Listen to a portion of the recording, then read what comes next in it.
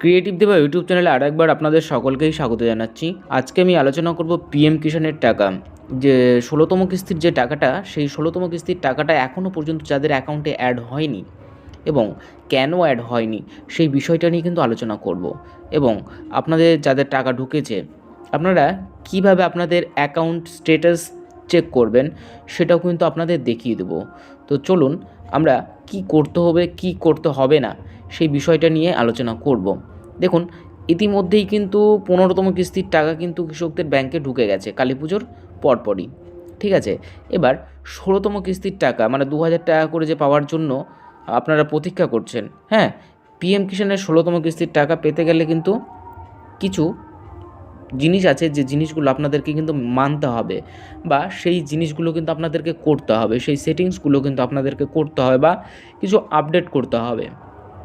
যাদের টাকা এখনও ঢোকেনি, হ্যাঁ, আপনারা কিন্তু স্ট্যাটাস অবশ্যই চেক করে নেবেন।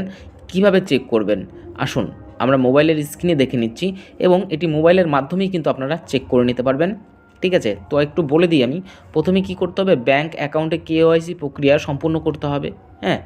তার জন্য আপনাকে কি করতে হবে, পিএম কিষাণ যে ওয়েবসাইটটি আছে সেই ওয়েবসাইটে গিয়ে আপনাদেরকে কিন্তু অন করতে হবে, সেখানে লগ ইন করতে হবে। লগ ইন করতে হবে আপনার যে কেওয়াইসি প্রক্রিয়াটা আছে সেটা কিন্তু আপনার আধার কার্ড দিয়ে কিন্তু আপনাকে লগ ইন করতে হবে, এবং সেখানে লগ ইন করার পর আপনারা কিন্তু সেই স্ট্যাটাসটা বা আপনাদের কি কি আপলোড করতে হবে সেখানে একটা উইন্ডো আসবে, এডিট উইন্ডো, সেখানে গিয়ে এডিট করে আপনাদেরকে কিন্তু সেটি ছবি বা ব্যাংক অ্যাকাউন্ট যে কোনো জিনিস আপনারা সেখানে আপডেট করতে পারেন। তো কীভাবে করবেন আমি সেই বিস্তারিত আপনাদেরকে দেখিয়ে দিচ্ছি। আসুন মোবাইল স্ক্রিনে আমরা দেখে নিচ্ছি।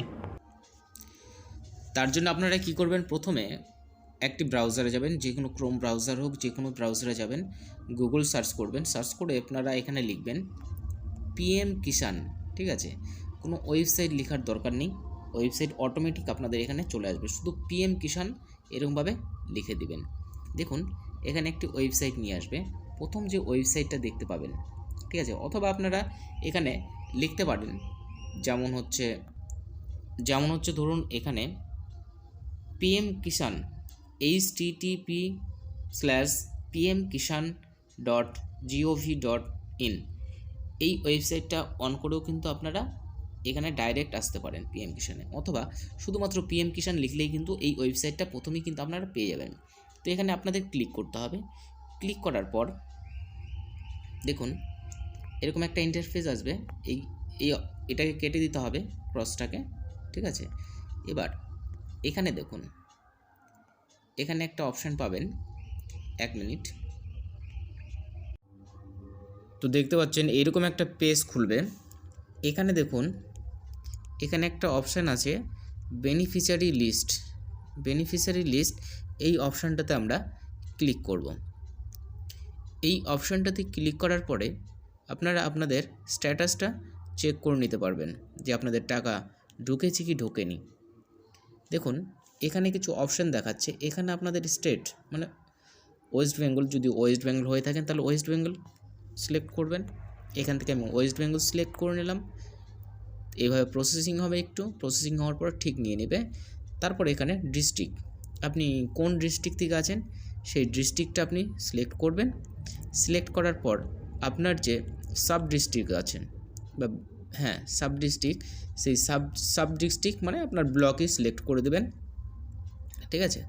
তারপরে আপনার ব্লক সিলেক্ট করতে হবে, তার জন্য এই অপশানটাতে ক্লিক করতে হবে, আপনার ব্লকটা সিলেক্ট করলেন। এবার আপনার ভিলেজ, আপনার যে ভিলেজটা আছে সেই ভিলেজটা আপনাকে সিলেক্ট করতে হবে।